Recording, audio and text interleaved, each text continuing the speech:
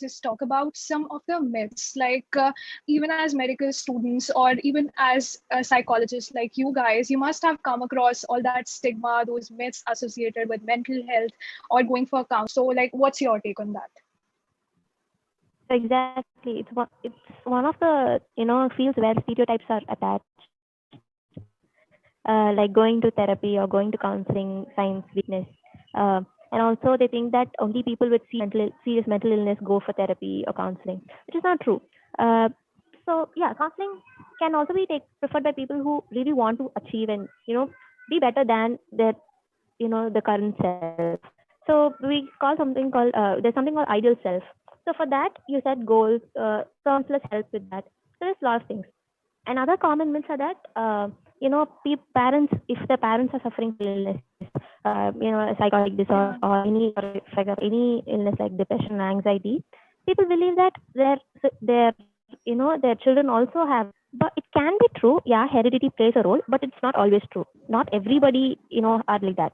So again, there's a stereotype attached to it. And then people expect that when they come to counseling or therapy, we are going to give them solutions. We're going to be the directive people where we direct things. No, we don't. We work with the client, along with the client. So there's no counselor client, there's counselor client. So we work on the same level. So that is another myth. And yeah, this common, most traumatic stereotype or myth attached to all counsel psychologists is that psychologists read, which we don't. Astrologers or no, whatever, we don't do telepathy. No. So yeah, it's just there might be things which say behavior. We see the behaviors and assume things, but that's just assumptions. Again, every individual is different. So there's no common thing. Yeah. Yeah, I want to add a few things. So usually people think that counseling is just the advice. It's just the auntie thing. It's better to go to auntie rather than someone who's like completed all like 5 degree of psychology. So people usually assume that it's just a talk thing.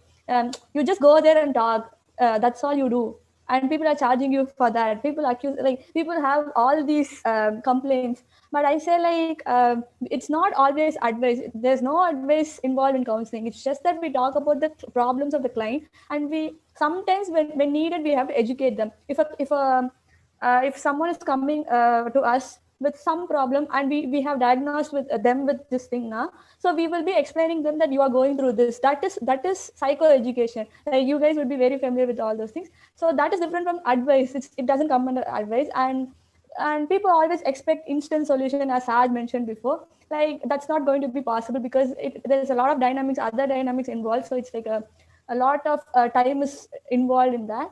And also people say that they're often labeled in counseling. It's a common myth in counseling. People are labeled, but it's not so. We don't judge them. We just be very positive and like try to solve the problem together and let them find their own solution. It's not like I'm going to preach my own views on them. It's just that we are going to like work with the client to make them get their own solution. That's the point of counseling. So there are a lot of myths. We can talk about myths for like there are a lot of things involved in the society. The sad part is our friends can't be our counselor. There's something called dual roles or dual relationship. What I meant was our counselors are like our friends. So basically, even our friends are doing the same role where they are listening to us, and we are not seeking any solution from them. But it's just that we want someone to talk to and figure it out ourselves. Yeah, I get it. But again, there's a thin line involved. When you're talking to your friends, unknowingly they'll be favorable to you. But when you're talking to a counselor, they will put the facts out there.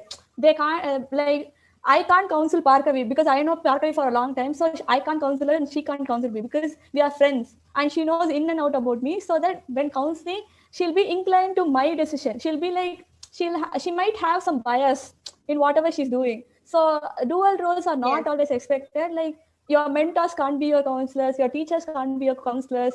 So it's really recommended to go for a counselor or a therapist who is out of your circle so that you have a proper professional relationship there. So that is what I would like to clarify. So I think, ma'am, are you suggesting that a stranger is best fitted as a counselor because a person who doesn't know absolutely anything about you can actually help you find a solution for you? But you can always say friends and strangers are different, right? So friends will be like, it's okay, it's nothing, yeah, come on, help. No, counselors won't be like that.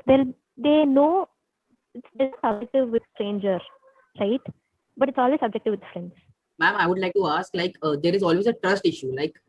We can share everything with our friends. Like, friends are considered to be unpaid therapists. But is it possible to build that rapport with a stranger who is a counselor? Like, it takes a whole lot of effort to know that person. Like, if you are there to counsel me, so you will, like, my point of view, what I will say, you will consider that to be the truth, right? So, but there needs to be a trust here. There is always a trust. Like, there is always a hesitation talking to a stranger about something related to ourselves, and without that too, without any judgment. So is it that simple? Actually, I would like to answer that question. So there are basically some skills and techniques that as counselors and mental health professionals that we acquire, and it involves unconditional positive regard and being non-judgmental, not being biased to any situations. And when we come across certain situations wherein our beliefs and the client's beliefs clash, then we can refer them to other therapists who can be of more help to them. You basically should not be judgmental. We have something called rapport building, wherein first we make the clients comfortable in the first session, like, because it's very new to them when they come in, and then they'll be very anxious about the whole therapy thing itself because of all those myths that they hear about. So it is the responsibility of the counselor to make them feel comfortable, and not every client is comfortable in the first session. So it depends on the clients when will they open up. The therapist plays a major role in making the clients comfortable, and we have certain techniques for it, like asking open-ended questions so that the client will be more able to answer those questions. And then it's a slow process for some clients. Some clients may take a long time, like a long duration to open up to us. It all depends on the client, and we actually acquire those responsibilities and skills. Yeah. So to Thank add you on, so much. Ma'am, Yeah. I had one question. yeah. So if a friend is going to something and we think that he requires a counseling, so how can we convince him? And in a country like India, where most of things are dependent on whether parents give them permission to do or not, so how do we go about it? How do we tell him that counseling will help you? Okay, to answer that question, you can't really force someone to go in for a counseling or therapy. You can maybe tell your friend, like, there is something called counseling, and there's something called like, there are professionals to help you cope with the distress, and it's better to go and get that help. It's just like telling a sick person to go to a doctor. It's just telling them that you're going through some distress, and then there are professionals, mental health professionals, who can help you, and you can maybe refer them to professionals. That's all you can do. You can't really pull them to a counseling session. Ma'am, do Thank you, you ma'am. think that people don't go to professional counselors because it is normally highly charged, and because of which a lot of population does not even try seeking help? So is that true? I'm not sure whether they think that we highly charge, because only when they come to a counselor they know how much each counselor charges, right? So maybe because of the myths that they hear from people, just that if you go and tell your friend that I'm going for a counseling sessions, the immediate response would not be positive one. So I think all those plays a role rather than the money that we charge. There are free counselors too, like counselors who give free sessions too. So now, like, I would like you all to let us know what are basically the basics of counseling. What do we need to keep in mind when we are trying to do counseling, or like what are the techniques which counseling basically involves? So could you elaborate that? About the techniques involved, as I told before, there are something called listening, empathy, responding, and all. And the most important thing I would tell, as I said, is building rapport. it makes the client feel comfortable. Only then we can actually talk about their problem. We can actually talk to the client itself. The next important skill I feel is listening. It involves attending and observing. Attending is basically orienting oneself physically to the client to indicate that one is aware of the client, and in fact that the client has your full undivided attention. There are few methods that we follow to show that they're actually attending to the client. It involves like sitting erect, making eye contacts, nodding, not being distracted, mirroring their body postures. Actually, the research estimates that 80% of communication takes place non-verbally. So non-verbally itself, we can see whether the counselor is listening to you or not, whether the client is very comfortable in sharing with you or not. Observing is another skill wherein you capture and understand the verbal and non-verbal information communicated by the client.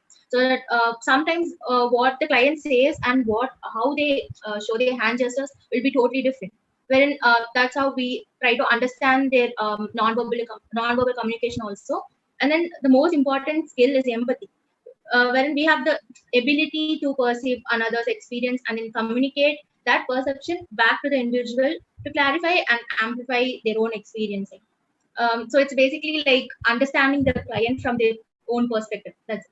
And then, as I said, unconditional positive regard, wherein we express our caring, we convey the warmth through different non-verbal communications, and then we talk to the client very non-judgmentally, and then we also respect their beliefs. We respect whatever they say, and then the another skill is information giving, wherein we give them, as Jaya said, we give them facts and opinions and resources and answers to their questions. Yeah. I see a question in two perspectives. Okay, so you know what to keep in mind during counseling. So one is the counselor's perspective. You know, for the counselor, they shouldn't consider the client as sick. First of all, the first image they see the client should not be like seeing a sick person. So they just need help. They just need someone. They need someone to sit with them and set their goals. So there are a lot of ethical consideration, as we already talked.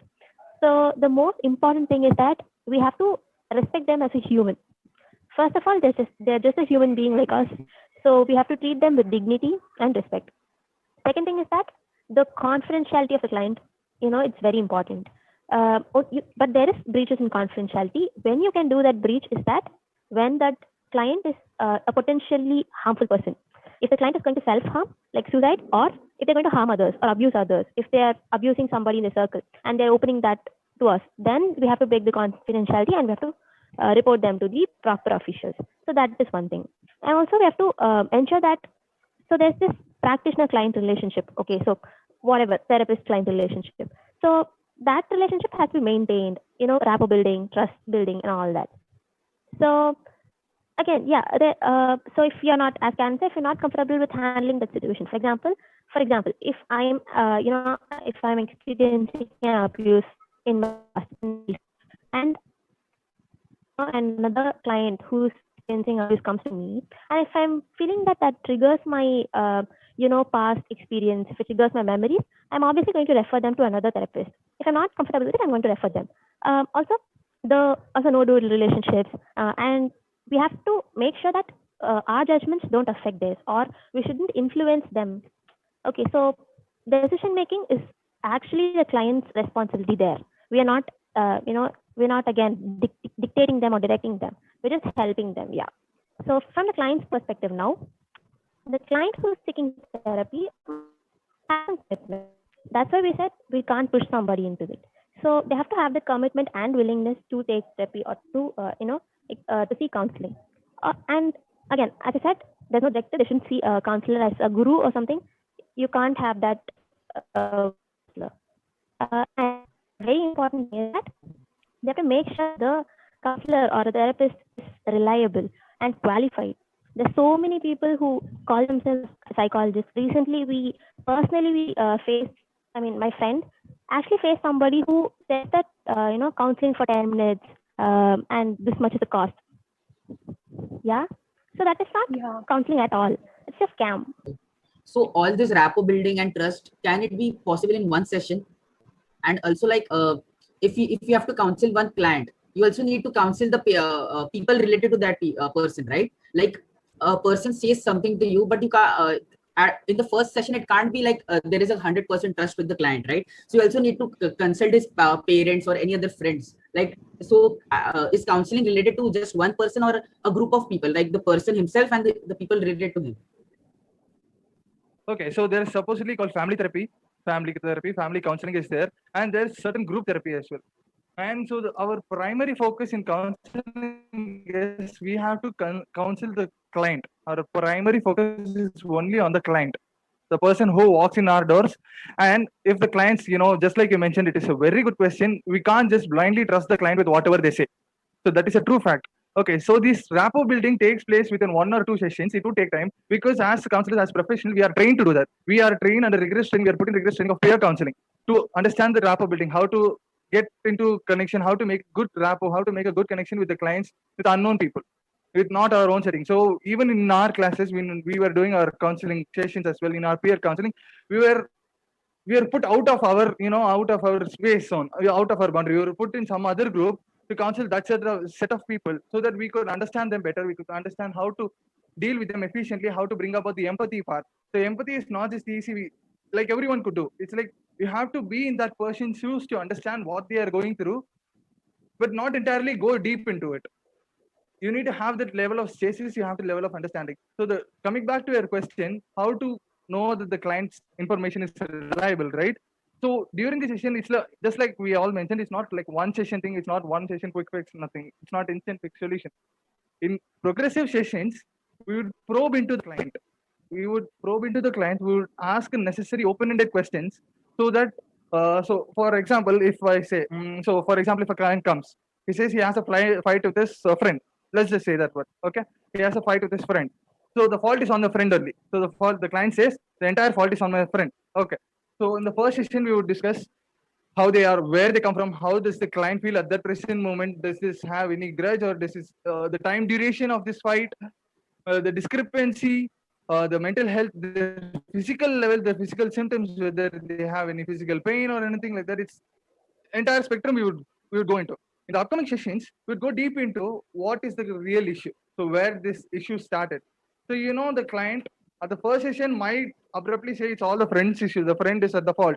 But when we go deep and when we go dig deeper into the situation, somewhere without their consciousness, in a split second, they would blurt out some words or some keywords, some situations, some instances that would give out the actual situation, what has happened and what is not. And by the end of the day, we are not here to judge them, whether the client is at fault or whether the friend is at fault. We are not to do that. But if the client is feeling that kind of a discrepancy, we have to make them to come into a stasis and the level of understanding. We will bring into a level of understanding. Okay, this is your friend and you're having a mutual, okay, you're having a discrepancy with your friend and you're having some kind of a trouble with your friend. Now, how could we resolve it better so that the fight doesn't happen beyond this? So it doesn't go beyond breaking your bond with that person. So we would move into that rather than focusing on the fight part or the difficult problem, we would go deeper. So the deeper part would reflect on whether the client information is reliable or not. So that's how it goes. So all the mental health professionals, we all go through certain set of, we personally go, every counselor must undergo counseling so that they could have a better introspection and understanding within ourselves so that we could better guide the other person.